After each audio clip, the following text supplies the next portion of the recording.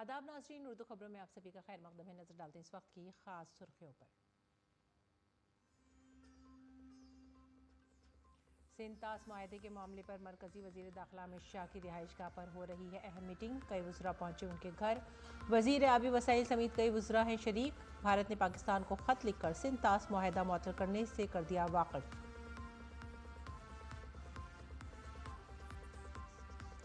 पहलगाम हमले के बाद वजारत दाखिला का बड़ा फैसला। अमित शाह ने तमाम रियासतों के वज़राए आला से बात की और उनसे पाकिस्तानी शहरियों को वापस भेजने की दी हिदायत, जबकि पाकिस्तानी हिंदू शहरियों को जारी किए गए तवील मुद्दती वीज़ा मनसूख नहीं किए जाएंगे।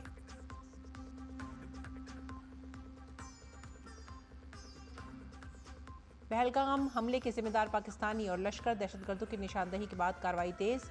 सिक्योरिटी फोर्सेस ने दहशतगर्दों आसिफ शेख और आदिल ठोकर के मकानात को धमाके से उड़ाया।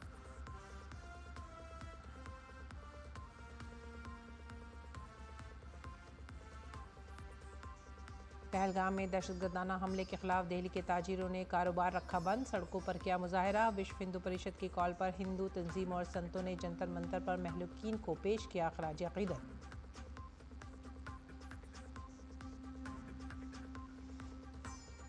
मरकजी हुकूमत के बनाए गए नए वक्फ कानून पर हुकूमत ने सुप्रीम कोर्ट में दाखिल किया हलफनामा। नए कानून को चैलेंज करने वाली दरख्वास्तों की गई मुखालफत।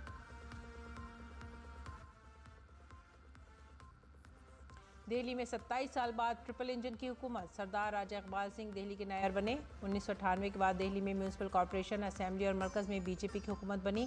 आम आदमी पार्टी ने इंतखाबात में नहीं लिया हिस्सा।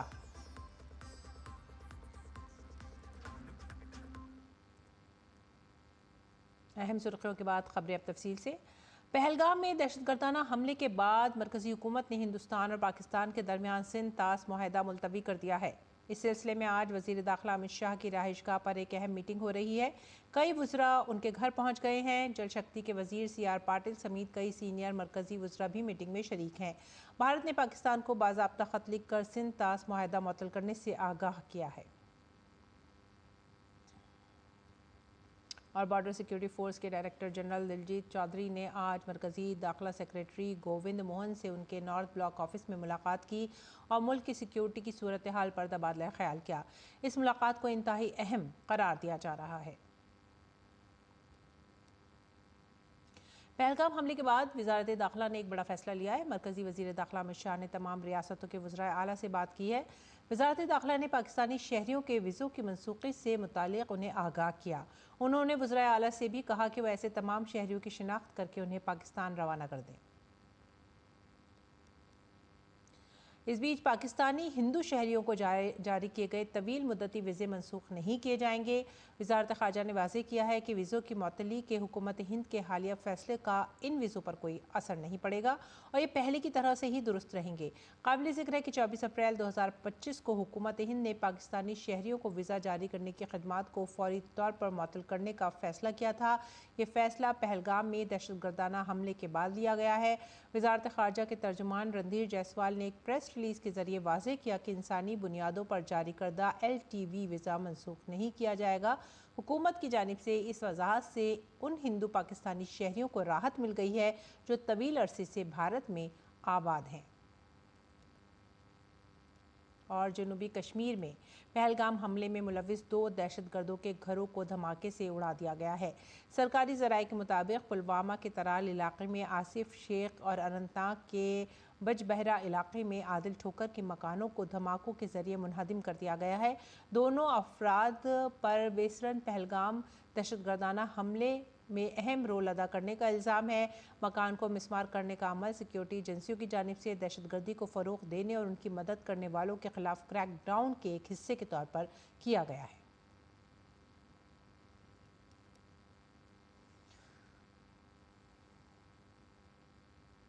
पहलगाम हमले के बाद कार्रवाई में तेज़ी आई है। पहलगाम दहशतगर्दाना हमले में मुलविस 3 दहशतगर्दों की शनाख्त कर ली गई है। तीनों का ताल्लुक लश्कर से बताया जा रहा है। इनमें से एक का नाम अनंतनाग का रहने वाला आदिल हुसैन ठोकर है, दूसरे का नाम अली भाई उर्फ तलहा भाई है, जबकि तीसरे का नाम हाशिम मूसा उर्फ सलमान है। अली भाई और हाशिम मूसा दोनों पाकिस्तान के रिहायशी हैं। इस दौरान पहलगाम हमले के हवाले से भी तहक़ीक़ात की जा रही हैं। मालूमात के मुताबिक SIT ने 150 से ज़्यादा लोगों से पूछगछ की है। जम्मू कश्मीर के पहलगाम में दहशतगर्दाना हमले के बाद हुकूमत मुसलसल सख्त इक़दाम कर रही है। तहरीक लब्बैक के दहशतगर्द आसिफ अहमद शेख के घर को कल रात देर गए मुंगमा तराल में एक कंट्रोल बम धमाके में मुनहदिम कर दिया गया। हमारे नामनिगार विशाल बैरिस्टो ने दहशतगर्द आसिफ अहमद के घर का मुआयना किया। देखिए DD न्यूज़ की ये खास रिपोर्ट। मैं इस वक्त मुंगामा तराल में हूँ और ये घर है आसिफ शेख का। जैसा आप देख सकते हैं, इसको डिमोलिश कर दिया गया है और कहा जा रहा है आसिफ शेख का हाथ जो है वो पहलगाम के अटैक में था और ये उसका घर है जिसको एक कंट्रोल्ड ब्लास्ट के ज़रिए इसको कल उड़ाया गया। और आप देख सकते हैं ये तमाम नज़ारा घर का ये हाल है और यहाँ पर आप देख सकते हैं ये पूरा उड़ा दिया गया है इसको। आसिफ शेख अभी गायब है और उसके घर वालों का कहना है कि हमने उसको 3 साल से नहीं देखा है। तो ये हाल है यहाँ पर आसिफ शेख के घर का और कहा जा रहा है कि आसिफ शेख का जो सूत्र है वो ये बता रहे हैं कि आसिफ शेख का हाथ इंटेलिजेंस को ये मालूम चला है कि पहलगाम के अटैक में था। कैमरामैन मोहित उइके के साथ मैं विशाल बैरिस्टो, DD न्यूज़, त्राल। इस दौरान भारत पाकिस्तान के दरमियान कशीदगी में इजाफा हो गया है। पहलगाम दहशतगर्दाना हमले के बाद भारत की तरफ से सख्त कार्रवाई के बाद पाकिस्तान खौफ हरास का शिकार है। पाकिस्तानी फौज ने LOC के बाज़ हिस्सों में गोलीबारी की है। भारत ने भी फायरिंग का मुंहतोड़ जवाब दिया। भारतीय फौज के मुताबिक पाक फौज की जानिब से LOC पर बाज़ मकामात पर छोटे हथियारों से फायरिंग की गई। फायरिंग में कोई जानी नुकसान नहीं हुआ। भारतीय फौज के सरबराह जनरल उपेंद्र द्विवेदी जम्मू कश्मीर में सिक्योरिटी सूरत हाल का जायजा लेने श्रीनगर पहुंच गए हैं। जनरल उपेंद्र द्विवेदी ने जम्मू कश्मीर के लेफ्टिनेंट गवर्नर मनोज सिन्हा से मुलाकात की। मीटिंग के दौरान मनोज सिन्हा ने पहलगाम दहशतगर्दाना हमले के जिम्मेदारों को जल्द अज जल्द सजा देने की ज़रूरत को दोहराया।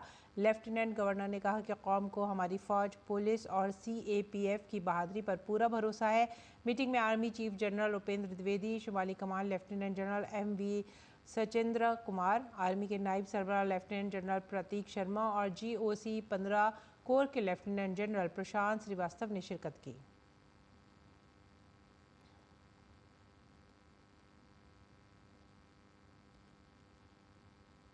जम्मू कश्मीर के बांदीपुरा जिले में दहशतगर्द और सिक्योरिटी फोर्सेस के दरमियान तसादुम जारी है। मुकाबले में 2 सिक्योरिटी एहलकार जख्मी हो गए हैं। हुक्काम ने बताया कि सिक्योरिटी फोर्सेस ने इलाके में जंगजुओं की मौजूदगी की इत्तला मिलने के बाद जिला बांदीपुरा के कलनार बाजीपुरा इलाके में मुहासरा और तलाशी की कार्रवाई शुरू की है। और पहलगाम हमले को लेकर वादी कश्मीर समेत पूरे मुल्क में गम गुस्से की लहर है। श्रीनगर के सियाहती मरकज़ डल झील में सयाहों की आमद तकरीबन ना के बराबर है, जिसकी वजह से शिकारा ऑपरेटर, हाउस बोट मालिकान समेत तमाम ताजिर सख्त मायूस हैं। सियाहत की सिनत से वाबस्ता हर फर्द ने इस वाक़े की मजम्मत की है। डल झील के शिकारा ऑपरेटर्स और समाजी तंजीमों का क्या कहना है, DD न्यूज़ के नुमाइंदे अश्विनी मिश्रा ने उनसे बात की। विश्व प्रसिद्ध डल झील के किनारे हम हैं। नेहरू पार्क स्थित ये शिकारा यूनियन का यहाँ पे दफ्तर है। आमतौर पर सैलानियों से खचाखच ये भरा रहता था पूरा का पूरा क्षेत्र, क्योंकि सबसे बड़ा आकर्षण डल में बोटिंग का होता था। आज क्या लोगों के उद्गार हैं। हमारे साथ शिकारा यूनियन से संबंधित, शिकारा समाज से जुड़े हुए लोग हैं। दादा, ये जो पूरा का पूरा अटैक हुआ पहलगाम में, लोग खून के आंसू रो रहे हैं क्योंकि लहूलुहान हुए लोग। ये वही बात है, खून के आंसू रहना ही चाहिए, क्योंकि ये टूरिस्ट लोग घूमने आया था। इसके पास कलाशनकोफ नहीं है, इसके पास बंदूक नहीं है, ये यहाँ पैसा फेंकने के लिए आया, कश्मीर में घूमने आया था।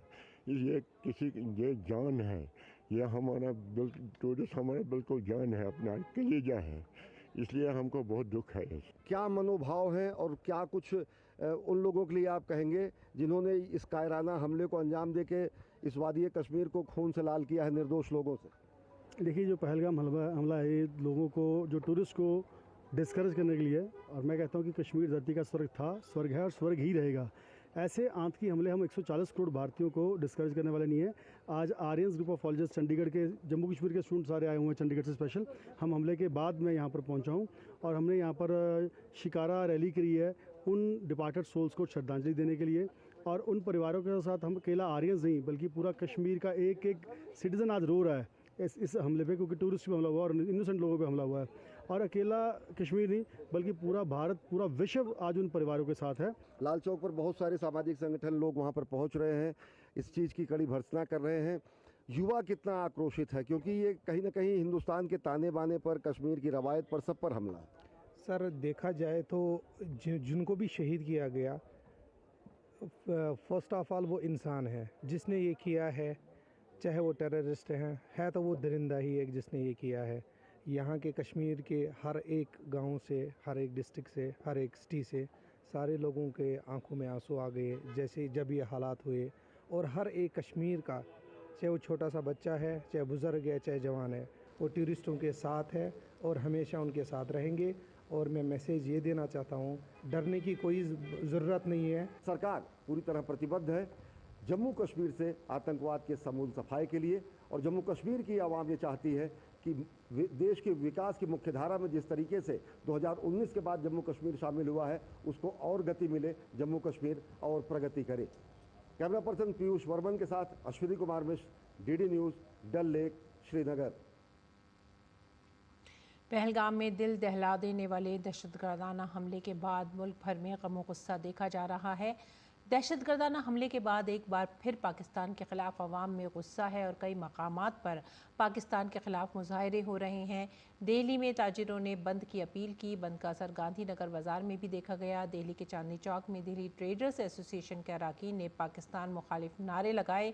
चांदनी चौक में बड़ी तादाद में ताजिर रहनुमा और लोकसभा के रुकन पार्लियामेंट परवीन खंडेलवाल की क़यादत में पाकिस्तान के खिलाफ एहतजाज किया गया और मार्च किया गया। ताजिरों की जानिब से 100 से ज़ायद मार्केटें बंद करने की अपील की गई। पूरे देश में इस वक्त एक ही लहर है कि जिस तरह से आतंकियों ने नृशंस तरीके से उन लोगों की हत्या की जो श्रीनगर में घूमने गए थे, पहलगाम घूमने गए थे, और अब लोगों की मांग है कि उसी भाषा में पाकिस्तान से बदला लिया जाए। और इसकी मांग को लेकर दिल्ली का व्यापारी भी एकजुट है और लगातार सड़कों पे है। अपने प्रतिष्ठानों को बंद करके विरोध स्वरूप वो लोग प्रधानमंत्री नरेंद्र मोदी से मांग कर रहे हैं कि इस मामले में सख्त से सख्त कार्रवाई की जाए और जल्द से जल्द उन आतंकियों को उनकी भाषा में जवाब दिया जाए। और इस पूरे मामले में चांदनी चौक से सांसद प्रवीण खंडेलवाल जी हमारे साथ हैं। खंडेलवाल जी, कितना बड़ा गुस्सा, कितना बड़ा रोष, और आज आपने अपने प्रतिष्ठानों को बंद करके सड़कों पे एक स्वरूप में मांग की है, क्या है? लगभग 900 से अधिक बाजार, 8 लाख से अधिक दुकानें, 1500 करोड़ रुपए का कारोबार आज नहीं करेंगी। और अभी हमने इतना बड़ा मार्च निकाला है चांदनी चौक से लेकर के ऐतिहासिक लाल किले तक, जो इस बात का संदेश देता है कि जो परिवार इस निर्मम हत्याकांड में शहीद हुए, हम उनके प्रति अपनी सहानुभूति प्रकट करते हैं। और प्रधानमंत्री नरेंद्र मोदी ने जिस दृढ़ता के साथ जो निर्णय लिए हैं, पूरा देश और देश के सभी व्यापारी प्रधानमंत्री नरेंद्र मोदी के साथ खड़े हैं। व्यापारियों ने भी ये निर्णय लिया है कि हम पाकिस्तान से सभी प्रकार के व्यापारिक संबंध तोड़ेंगे, ना पाकिस्तान से कुछ आयात करेंगे, ना पाकिस्तान को कुछ निर्यात करेंगे। व्यापारी जब एक साथ हो जाता है तो प्रधानमंत्री जी की ताकत भी बढ़ जाती है। पूरा व्यापार आपने बंद किया और संदेश है कि आप प्रधानमंत्री के साथ। ये तो केवल अभी एक झांकी है। अगर एक बार प्रधानमंत्री नरेंद्र मोदी आदेश दे दें तो देश का व्यापारी पाकिस्तान की ओर भी पूछ कर देगा। तो इसीलिए व्यापारियों ने कभी पीठ नहीं दिखाई है। हम भामाशाह के वंशज हैं, जिन्होंने महाराणा प्रताप की मदद करके और उनकी सेना बनवाई थी। एक बार प्रधानमंत्री, लेकिन हमें मालूम है हमारे प्रधानमंत्री सक्षम हैं, निर्णय लेने की क्षमता है और उस निर्णय को एग्जीक्यूट कराने की भी क्षमता नरेंद्र मोदी में है। बहुत बहुत धन्यवाद। तो ये चांदनी चौक से सांसद प्रवीण खंडेलवाल थे, जिनका साफ तौर पर मानना है कि जिस तरह से पाकिस्तान के आतंकियों ने इस दुर्दांत हत्याकांड को अंजाम दिया है, आज देश पूरी तरह से प्रधानमंत्री नरेंद्र मोदी की ओर देख रहा है और उनको उम्मीद है कि जल्द से जल्द भारत सरकार इस मामले में ठोस कदम उठाएगी। कैमरामैन आनंद कश्यप के साथ अमरेंद्र गुप्ता, डीडी न्यूज़, दिल्ली। रुख करेंगे कुछ दीगर खबरों का। वक्फ तरमीमी कानून को चैलेंज करने वाली अर्जियों पर मरकजी हुकूमत ने सुप्रीम कोर्ट में अपना जवाब दाखिल कर दिया है। हल्फी बयान में अदालत में दायर दरख्वास्तों में लगाए गए तमाम इल्ज़ामात की तरदीद की गई है। मरकज़ ने अदालत को बताया कि पार्लियामेंट के ज़रिए मंजूर करदा वक्फ एक्ट को मजहब और जायदाद की बुनियाद पर चैलेंज किया गया है, जिस पर अबूरी रोक ज़रूरत नहीं है। मरकज़ ने अदालत में वक्फ एक्ट को आईनी करार दिया है। मरकज़ ने कहा है कि ये एक कायम अमल है और आईनी अदालतें बराह रास्त या बिलवास्ता तौर पर किसी भी कानूनी शख्स पर रोक नहीं लगाएंगी और इस मामले का हतमी फैसला करेंगी। पार्लियामेंट के दोनों ऐवानों में इस पर वसी बहस हुई है। यह अदालत का इख्तियार है कि वो किसी कानून की आईनी हैसियत का जायज़ा ले, लेकिन कानून की किसी शख्स को अबूरी तौर पर बिलवास्ता या वास्ता तौर पर रोकना उस मफरूज़े की खिलाफ वर्जी करेगा। हलफनामे में कहा गया है कि सुप्रीम कोर्ट में ज़ेर समाअत दरख्वास्तों में किसी भी इनफरादी मामले में नाइंसाफ़ी की शिकायत नहीं की गई है। दरख्वास्तों में बुनियादी तौर पर मुस्लिम बिरादरी से ताल्लुक़ रखने वाले लोगों के आइन के आर्टिकल 25 और 26 के तहत हुकूक़ के हवाले से मुबैना कानून साजी के इल्ज़ाम में कानून को चैलेंज किया गया है। अदालत समाअत के दौरान इन चैलेंजेस का जायज़ा लेगी। सुप्रीम कोर्ट ने वीर सावरकर पर तबसरा करने पर राहुल गांधी को फटकार लगाई है। इलाहाबाद हाई कोर्ट के हुक्म के खिलाफ राहुल गांधी की अर्जी पर समाअत करते हुए जस्टिस सचिन दत्ता ने राहुल के बयान पर सख्त एतराज़ किया। जस्टिस दत्ता ने कहा कि महात्मा गांधी भी वाइसराय को ख़त लिखते हुए आपका वफादार खादिम लिखते थे। क्या आप इस तरह कहेंगे कि महात्मा गांधी भी अंग्रेज़ों के नौकर थे? अदालत ने राहुल गांधी को खबरदार किया कि मुस्तकबिल में अदालत ऐसे बयानात पर खुद नोटिस ले सकती है। अदालत ने कहा कि हमारे आज़ादी के मुजाहिदों के बारे में ऐसा एक लफ्ज़ भी नहीं कहा जा सकता। उन्होंने हमें आज़ादी दी है और हम उनके साथ ऐसा सलूक करते हैं। जस्टिस दत्ता ने पूछा कि क्या राहुल गांधी को मालूम था कि उनकी दादी साबिक़ वज़ीर आज़म इंदिरा गांधी ने भी एक ख़त में वीर सावरकर की तारीफ़ की थी। तारीख़ जोग्राफिया जाने बगैर वो हमारे मुजाहिद आज़ादी पर गैर जिम्मेदाराना बयानात कैसे दे सकते हैं। ताहम सुप्रीम कोर्ट ने हाई कोर्ट के हुक्म पर रोक लगाते हुए शिकायत कुनंदक को नोटिस जारी किया। पिछली समाअत में इलाहाबाद हाई कोर्ट की लखनऊ बेंच ने राहुल गांधी के खिलाफ समन के हुक्म को मनसूख करने से इनकार कर दिया था। और सुप्रीम कोर्ट ने वीर सावरकर के मामले पर राहुल गांधी को जो फटकार लगाई है उस पर बीजेपी के कौमी तर्जुमान प्रेम शुक्ला ने राहुल गांधी को निशाना बनाया है। बीजेपी के तर्जुमान ने राहुल गांधी से पूरे मामले में माफ़ी मांगने को कहा है। बीजेपी लीडर ने कहा है कि साबिक़ वज़ीर आज़म और राहुल गांधी की दादी इंदिरा गांधी ने भी आज़ादी में वीर सावरकर के ताउन की तारीफ़ की थी। राहुल गांधी को वीर सावरकर पर अपने बयान पर माफ़ी मांगनी चाहिए। वीर सावरकर के मामले में जिस तरह से सर्वोच्च न्यायालय के विद्वान न्यायाधीशों ने कांग्रेस के नेता और विपक्ष के नेता श्रीमान राहुल गांधी को फटकारा है, इस फटकार के बाद अगर राहुल गांधी में रंच मात्र भी शर्म होगी तो वीर सावरकर के लिए अपमानजनक शब्दों का प्रयोग करने पर वो कान पकड़कर माफ़ी मांग लेंगे। लेकिन राहुल गांधी जिस तरह की हट पर आमादा रहते हैं और जिस तरह की बेशर्मी पर वो आमादा रहते हैं उनसे अपेक्षा नहीं की जा सकती। सर्वोच्च न्यायालय ने यह भी कहा कि श्रीमती इंदिरा गांधी जो प्रधानमंत्री थी और श्रीमान राहुल गांधी की दादी थी वह भी वीर सावरकर के द्वारा स्वतंत्रता संग्राम में दिए गए योगदान की प्रशंसक रहीं। तो श्रीमती इंदिरा गांधी उनकी प्रशंसा करती हैं और राहुल गांधी को कलंकित करने का कुछ कुकर्म करते हैं, तो साफ तौर पर विद्वान न्यायाधीशों ने आज राहुल गांधी को जिस तरह से फटकारा है, इस फटकार के बाद राहुल गांधी को सुधर जाना चाहिए। बात करेंगे दिल्ली की। भारतीय जनता पार्टी 2 साल बाद मरकज़ी ज़ेर इंतज़ाम दिल्ली इलाके के मेयर के ओहदे पर वापस आ गई है। बीजेपी के सरदार राजा इकबाल सिंह दिल्ली के नए मेयर बन गए हैं। मेयर के इंतखाब में 142 वोट डाले गए। इसमें राजा इकबाल सिंह को 133 वोट मिले। उनके खिलाफ मुकाबला करने वाले कांग्रेस उम्मीदवार को सिर्फ 8 वोट ही मिल सके। 1 वोट कल अदम करार दिया गया। आम आदमी पार्टी ने इंतखाबात में हिस्सा नहीं लिया। इसके साथ ही दिल्ली में 27 साल बाद ट्रिपल इंजन वाली हुकूमत होगी, जबकि जय भगवान यादव को डिप्टी मेयर मुंतखब किया गया है। डिप्टी मेयर के ओहदे के लिए कांग्रेस ने अपना नाम वापस ले लिया था। सरदार राजा इकबाल सिंह अब तक दिल्ली MCD के कायदे हिज़्ब इख्तिलाफ के ओहदे पर फाइज थे। वो इससे पहले नॉर्थ MCD के मेयर भी रह चुके हैं। जीत के बाद राजा इकबाल सिंह ने कहा कि सबको साथ लेकर चलेंगे। उन्होंने कहा कि दिल्ली के लोगों की फलाह व बहबूद के लिए काम करना उनकी पहली तरजीह होगी। दिल्ली की जनता के हित में जो भी फैसले होंगे वो बिना किसी भेदभाव व पक्षपात के लिए जाएंगे। गत कुछ वर्षों से दिल्ली में विकास की गति धीमी हो गई थी, उसे दिल्ली सरकार तथा केंद्र सरकार के साथ मिलकर पुनः गति प्रदान की जाएगी। इंडियन स्पेस रिसर्च ऑर्गेनाइजेशन के साबिक़ चेयरमैन और नामवर खलाई साइंसदान पद्म विभूषण डॉक्टर के कस्तूरी रंगन का इंतकाल हो गया है। उन्होंने बेंगलुरु में आखिरी सांस ली। उनकी उम्र 83 बरस थी। सरकारी ज़राए के मुताबिक डॉक्टर कस्तूरी रंगन कुछ अरसे से बीमार थे। भारत की खलाई साइंसी कामयाबियों में डॉक्टर कस्तूरी रंगन का ताउन बहुत अहम रहा है। वो 1994 से 2003 तक इसरो के चेयरमैन रहे और इस अरसे में उन्होंने कई अहम सैटेलाइट लॉन्चों की क़यादत की। डॉक्टर कस्तूरी रंगन ने न सिर्फ खलाई साइंस को समती बल्कि तालीम और पॉलिसी साजी में भी एक अहम किरदार अदा किया। वो कौमी तालीमी पॉलिसी के अहम मेमारों में से एक थे। उन्होंने भारतीय खलाई प्रोग्राम को अवामी दिलचस्पी से जोड़ने का भी एक बेहतरीन काम किया। सदर जमहूरियत द्रौपदी मुर्मू ने इसरो के साबिक सरबराह डॉक्टर के कस्तूरी रंगन के इंतकाल पर गम का इजहार किया है।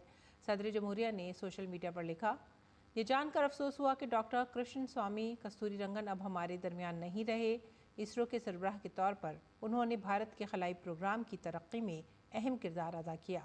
इल्म के शौक़ के साथ उन्होंने मुख्तलिफ शोबों में भी बेपनाह खिदमात सर अंजाम दी। उन्होंने कौमी तालीमी पॉलिसी का मुसव्वदा तैयार करने में मदद की, जो कि अगली नस्ल की तश्कील पर पहले ही गहरा असर डाल रही है। उनके ख़ानदान और मद्दाहों के तय मेरी ताज़ियत। वज़ीर आज़म नरेंद्र मोदी ने इसरो के साबिक सरबराह के कस्तूरी रंगन के इंतकाल पर दुख का इजहार किया है। के कस्तूरी रंगन के साथ अपनी तस्वीर सोशल मीडिया पर शेयर करते हुए वज़ीर आज़म ने अपने ताज़ियती पैगाम में लिखा, भारत के साइंसी और तालीमी सफ़र में एक अजीम शख्सियत डॉक्टर के कस्तूरी रंगन के इंतकाल से मैं बहुत दुखी हूँ। मुल्क के तईं उनकी दूरअंदेशी, क़यादत और बेलोस खिदमात को हमेशा याद रखा जाएगा। उन्होंने इसरो में बहुत तनदेही से काम किया और भारत के खलाई प्रोग्राम को नई बुलंदियों तक पहुँचाया, जिसके लिए हमें आलमी सतह पर पजीराई भी मिली। उनकी क़यादत ने तवक्काती सैटेलाइट लॉन्च और जिद्दत पर तवज्जो मरकूज़ की, कौमी तालीमी पॉलिसी के मुसव्वदे के दौरान और भारत में तालीम को मज़ीद जामे और बसीरत आमेज़ बनाने के दौरान डॉक्टर कस्तूरी रंगन की कोशिशों के लिए मुल्क हमेशा उनका शुक्रगुजार रहेगा। वो बहुत से नौजवान साइंसदानों और मुहक्किकीन के लिए बेहतरीन रहनुमा थे। मेरी ताज़ियत उनके ख़ानदान, तलबा, साइंसदानों और अनगिनत मद्दाहों के साथ है। ओम शांति। जम्मू कश्मीर के पहलगाम में 22 अप्रैल को हुए दहशतगर्दाना हमले पर अमरीकी अखबार न्यूयॉर्क टाइम्स की रिपोर्ट तनाज़े की ज़द में आ गई है। अखबार ने अपनी रिपोर्ट में हमले के ज़िम्मेदार दहशतगर्दों को अस्करियत पसंद और बंदूक बरदार कहा, जिस पर अमरीकी हुकूमत ने उस पर कड़ी तनकीद की। अमरीकी पार्लियामेंट के खारजा उमूर की कमेटी ने न्यूयॉर्क टाइम्स पर इल्ज़ाम लगाया है कि उसने पहलगाम हमले की संगीनी को कम करने के लिए दहशतगर्दों के बजाय अस्करियत पसंद और बंदूक बरदार जैसे अल्फाज इस्तेमाल किए हैं। कमेटी ने एक सोशल मीडिया पोस्ट में पहलगाम वाक़े को बयान करने के लिए अखबार के अल्फाज के इंतखाब पर तनकीद की है। कमेटी ने इस रिपोर्ट को शेयर किया, जिसका उन्वान था, कश्मीर में अस्करियत पसंदों ने 24 सयाहों को हलाक किया। इस पर कमेटी ने रिपोर्ट में अस्करियत पसंद लफ्ज़ को हज़्फ़ करके उसकी जगह दहशतगर्द लिख दिया। कमेटी ने कहा कि न्यूयॉर्क टाइम्स, हमने आपकी सुर्खी दुरुस्त कर दी है। ये वाज़ेह तौर पर एक दहशतगर्दाना हमला था, चाहे वो भारत में हो या इसराइल में। न्यूयॉर्क टाइम्स जब भी दहशतगर्दी की बात करता है तो हकीकत से बहुत दूर रहता है। और जम्मू कश्मीर के पहलगाम में दहशतगर्दाना हमले के बाद बैनुल-अक़वामी सतह पर भारत को वसी हिमायत मिल रही है। अमरीकी सदर डोनाल्ड ट्रंप ने वज़ीर आज़म नरेंद्र मोदी से फ़ोन पर बात की और पहलगाम हमले पर दुख का इजहार किया। ट्रंप ने मुतासरीन से इजहार ताज़ियत किया। दहशतगर्दाना हमले की मजम्मत करते हुए ट्रंप ने कहा कि अमरीका दहशतगर्दी के खिलाफ जंग में भारत के साथ खड़ा है और हर मुमकिन मदद फराहम करने के लिए तैयार है।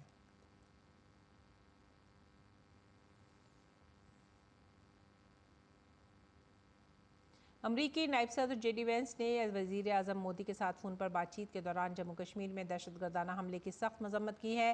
जेडी वेंस ने कहा कि अमरीका इस मुश्किल वक्त में भारतीय अवाम के साथ खड़ा है। उन्होंने कहा कि अमरीका दहशतगर्दी के खिलाफ मुश्तरका जंग में हर किस्म की मदद फराहम करने को तैयार है। वज़ीर आज़म ने नायब सदर वेंस और सदर ट्रंप की हिमायत और यकजहती पर शुक्रिया अदा किया। इसराइल के वज़ीर आज़म बेंजामिन नेतन्याहू ने पहलगाम दहशतगर्दाना हमले के हवाले से वज़ीर आज़म नरेंद्र मोदी से फ़ोन पर बातचीत की। उन्होंने दहशतगर्दाना हमले की शदीद मजम्मत की। उन्होंने भारतीय अवाम और मुतासरीन के अहल खाना के साथ यकजहती का इजहार किया है। वज़ीर आज़म नरेंद्र मोदी ने PM नेतन्याहू के साथ सरहद पार दहशतगर्दाना हमले के बारे में मालूमात शेयर की। वज़ीर आज़म ने दहशतगर्दों और उनके हामियों को इंसाफ के कटहरे में लाने के भारत के अज़्म का इआदा किया। और इसके साथ ही आप हमारी पूरी टीम को दीजिए इजाज़त। आदाब।